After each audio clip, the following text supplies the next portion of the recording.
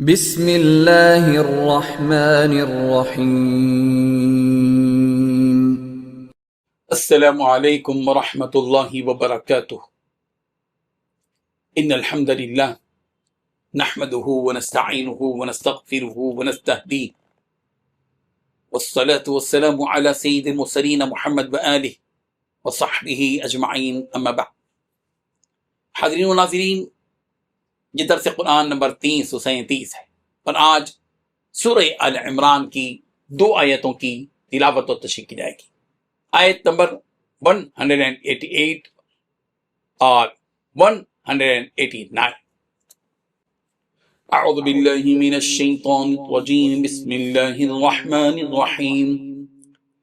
لا تحسبن الذين يفرحون بما أتوا ويحبون أن يحمدوا بما لم يفعلوا فلا تحسبنهم بمفازة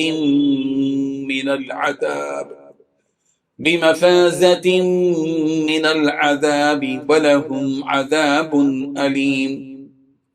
وَلِلَّهِ مُلْكُ السَّمَاوَاتِ وَالْأَرْضِ وَاللَّهُ عَلَى كُلِّ شَيْءٍ قَدِيرٌ۔ صدق اللہ العظیم۔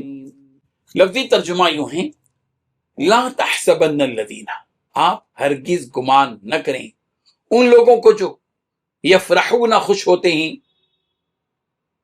بما اتو، اس کے ساتھ جو انہوں نے کرتوت کیے، وہ یحبون، اور وہ پسند کرتے ہیں، ان یحمدوا، کہ وہ تعریف کیے جائیں، بما لم یفعلوا، اس کے ساتھ جو نہیں کیا انہوں نے، فلا تحسبنہم، پھر ہرگز نہ سمجھیں آپ ان کے لیے بمفازۃ، نجات پا جانا، من العذاب، عذاب سے، وَلَهُمْ، اور ان کے لیے عذاب علیم، دردناک عذاب۔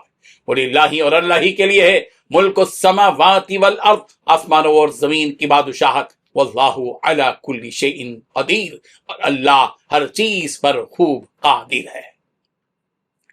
ترجمہ یوں ہے، جو لوگ اپنے کیے ہوئے کاموں سے خوش ہوتے ہیں، اور وہ کام جو کرتے نہیں ان کے لیے چاہتے ہیں کہ ان کی تعریف کی جائے، ان کی نسبت خیال نہ کرنا کہ وہ عذاب سے چھٹکارا پائیں گے اور انہیں دردناک عذاب ہوگا۔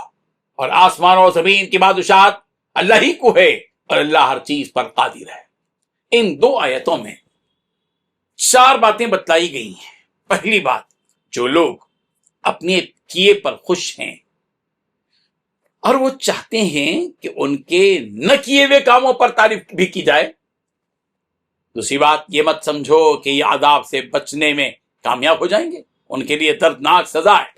تیسری بات، آسمان و زمین کی سلطنت صرف اللہ تعالیٰ ہی کی ہے۔ چوتھی بات، اللہ تعالیٰ ہر چیز پر مکمل قدرت رکھتے ہیں۔ بزرگان محترم، اس آیت کے شان نزول کے سلسلے میں مفسرین نے 2 باتیں نقل کی ہیں۔ ایک یہ کہ رسول رحمت صلی اللہ علیہ وسلم نے یہودیوں سے ایک بات پوچھی کہ کیا یہ بات تورات میں ہے؟ یہودیوں نے وہ بات چھپائی، اور جو بات تورات میں تھی اس کے خلاف بات بیان کر دی۔ اس پر تبصرے بھی کرنے لگے کہ ہم نے رسول اللہ صلی اللہ علیہ وسلم کو خوب دھوکہ دیا۔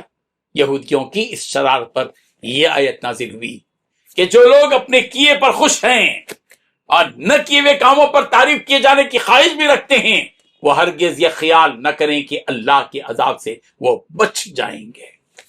دوسری بات مفسرین نے یہ لکھی ہے کہ یہودی منافقوں کا ایک طرز عمل یہ بھی تھا کہ جب کسی جہاد کا وقت آتا تو بہانے بنا کر گھر میں بیٹھ جاتے تھے، اور جہاد کی تکلیف و مشقت سے بچنے پر تنہائیوں میں خوشیاں مناتے تھے، اور جب رسول رحمت صلی اللہ علیہ وسلم جہاد سے واپس تشریف لاتے تو آپ کے سامنے جھوٹی قسمیں کھا کر عذر و معذرت کر لیتے تھے، اور یہ خواہش ان کی ہوتی تھی کہ ان کے اس عمل کی تعریف بھی کی جائے۔ اللہ اکبر۔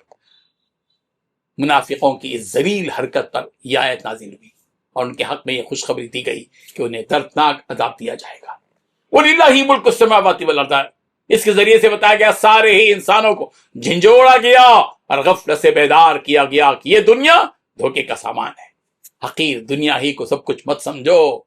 وقتی طور پر اگر تمہیں بہت ساری دنیاوی دولت مل جائے تو غرور و تکبر مت کرو، اور کسی فاسق و فاجر کے پاس زیادہ مال اور دولت ہو تو اس کی طرف نظریں مت اٹھاؤ۔ یہ بات یاد رکھو کہ سب کچھ اللہ تعالیٰ کی ملکیت ہے، آسمان و زمین کی ساری سلطنت اللہ ہی کی ہے، اور یہ بات بھی یاد رکھو کہ اللہ تعالیٰ ہر چیز پر قادر ہے۔ اگر اللہ چاہے تو وہ نعمتیں جو دشمنوں کے پاس ہیں اس سے زیادہ نعمتیں وہ تمہیں بھی دے گا، اور اللہ تعالیٰ تو ہر چیز پر قدرت رکھتے ہیں۔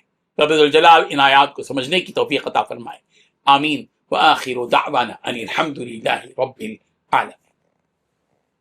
ڈیلی درس قرآن کو سبسکرائب کیجئے، اپنے تاثرات اور مشورے ارسال کیجئے، اور متعلقین کے گروپ بنا کر انہیں روزانہ درس قرآن بھیجیں اور اجر ثواب پائیں۔